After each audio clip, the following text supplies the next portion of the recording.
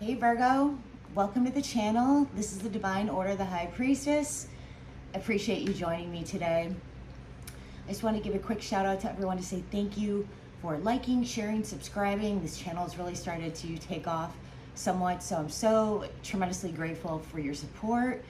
If you'd like a personal, check the description box below for my email, shoot me a note and we'll get something set up for you. But ultimately, let's just dive right into the reading, okay?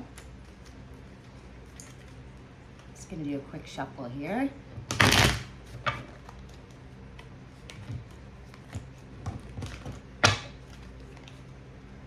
First card is Temperance. Next card, Two of Cups. Next card is the Nine of Wands.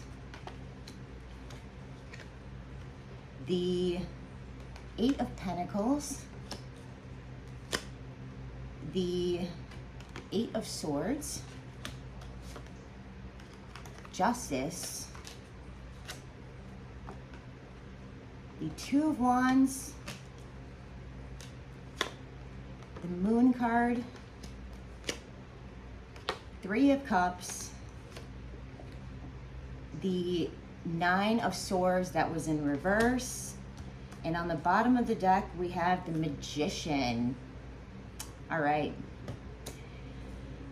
First card that is drawing me in, Virgo, is Temperance, followed by the Two of Cups. There's definitely a divine connection of some sort, or there's a connection between two people. Could be friendship, could be professional, but I'm getting romantic love interest that is trying to be coordinated. And Temperance is the divine.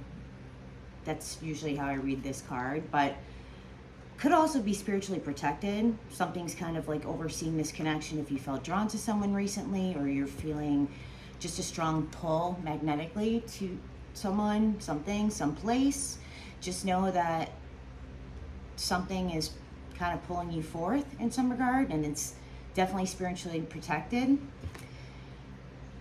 The Nine of Rods or Wands indicates that there's an individual here. Could be you. I'm getting that vibe. It could be you in particular, or someone else. You're kind of taking a look at like the fruits of your labor.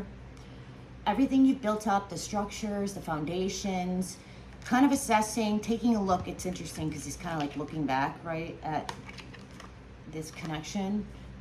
And it's kind of like, how is this connection going to impact me type of thing. So if there's somebody doing some planning, they're trying to assess, how do I move forward in this connection? Not sacrificing everything I built up for myself. Essentially, that's kind of the message that I'm hearing, but it's kind of taking a look at all the structures that you have or have been built up and assessing how to proceed. At the same point, the Eight of Pentacles indicates to me that, here we go, why is it doing that? Sorry, that this person's hard at work. This could be you, could be this other person, but they're kind of looking at, they're working hard, focusing on their finances, putting in the effort to build more security, more stability in their life. The Eight of Swords is indicating to me that there could be some restrictions or burdens or things that are holding you back, or it could have been a communication that was made. There could have been some words spoken that maybe you're reassessing this connection and how potentially you're restricted to move forward. Or again, could have been a communication that maybe like makes you feel like your hands are tied type of thing, unable to see how to proceed. It's like very restrictive. The Justice card is indicating to me that this is definitely a fated or karmic experience to some capacity. I do feel strongly you're meant to go through this. In fact, if you take a look at these two cards, the masculine energy here is really just taking a look around, assessing everything that he has, what he can offer, the stability that he's built, This could be the feminine energy. It doesn't have to be a female, or could be the male, but essentially this other energy is a little bit restricted. Maybe their hands are tied.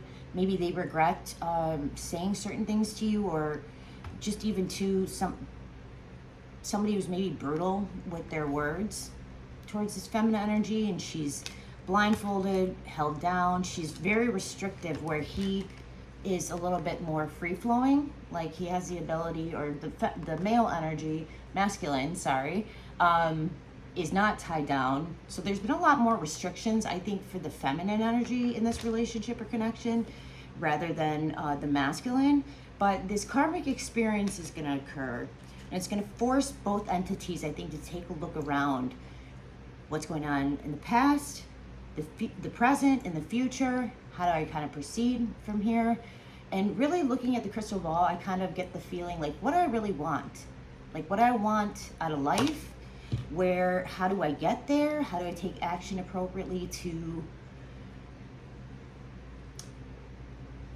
I keep hearing, like, while not ruining foundations. So again, if you've kind of felt like you don't know how to proceed based on your given circumstances or situation, it's quite possible you're trying to reassess, like, from a futuristic point of view, where do you kind of go from here type of thing.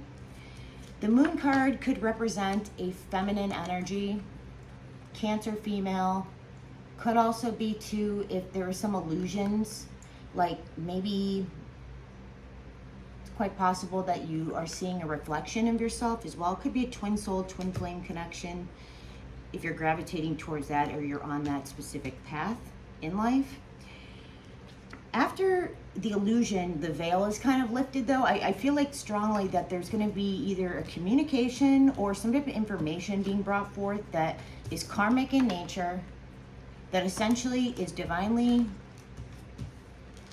guided, right, and protected, overseeing this connection, because it is, I see like the lion head, at the top of it, and I keep hearing like truth, but it's the offering on the table for the feminine and the masculine. It's a truly divine connection. There's authenticity here, and something's trying to bring them together, but there are some illusions that need to shatter in order for it to proceed. And once that happens, there's going to be victory, achievement, fulfillment, harmony, prosperity. But in order to get there, it's kind of like reassessing what next steps are. And I'm sure this feminine energy, if this is I don't know why I said that, but apparently this is a feminine energy that I'm gravitating towards. All the swords here indicating that there could have been something that was said, done, spoken, but now there's this point of regret, like this individual's regretting maybe what they said or how they approached the matter. So if there's, and this is kind of like go hand in hand with one another, could be betrayal, but like I don't really feel that in particular. I think it's just regret, sadness, regret for if somebody's walking away. Maybe you're just questioning, should I have said that this way? Should I have done it this way? But it's more so like it's taking a pause to reassess how it was approached, and maybe again if it was done the right manner. And there's some sadness tied to that. Maybe it just wasn't the right time. And ultimately, the card on the bottom of the deck is going to be the Magician. So you're in a point of manifestation, Virgo. Could be focusing on how to harness your energies, how to take the appropriate steps to make this manifest, and also to what the power that you hold could be quite profound. Maybe you need to step into your power and kind of own it. But on the bottom of the deck, under that, is the Fool card. So there's definitely a new cycle. You're starting a new journey. There's some type of like movement, towards something new, fresh. Could be traveling as well. Maybe somebody's traveling to go see this person, divine connection of some sort. But ultimately, there's definitely a new source of power, energy. Kind of just like I keep getting this person steps into their power and seems to manifest exactly what they want tied to this connection. It could be as well that they're not maybe ready. They feel restricted, burdened, held back, or just in deep levels of regret, maybe as to how some of the words that they've spoken to one another recently, potentially, or just how it was delivered. Sorry, I know this is going to be a really specific message for a specific amount of people, so if this does not resonate, I apologize, but it's really just kind of directing me to, communicate obviously what the cards are saying to me, at least, and what I'm hearing from source. If we have to say what are next steps, I'm just going to pull maybe one or two more cards for you real quick. We've got the Death card. So yeah, so there's an ending. Some situation has to end in order for this to come forth and start anew again. There's a cycle within your life that either has to come to an end so a new beginning can occur. It's birth, death, transformation. Could be Scorpio energy as well, but there's some type of conclusion that needs to occur within this before these two can reunite. So if this is you, just hang in there. I think that you're moving through a very transitive type of energy, I guess, with the recent, triple conjunction and whatnot, but you're in a great place. Victory and manifestation are at your fingertips, Virgo, so hang in there. But ultimately, that's all I have for you today. I hope you enjoyed the reading. As always, like, share, subscribe, and put a comment in. I'd love to read those. And if you'd like a personal reading, check the description box below for my email. Shoot me a note and we'll get something set up for you. But I hope you have a great rest of the week, Virgo. Okay? I'll talk to you guys soon. Take care. Bye.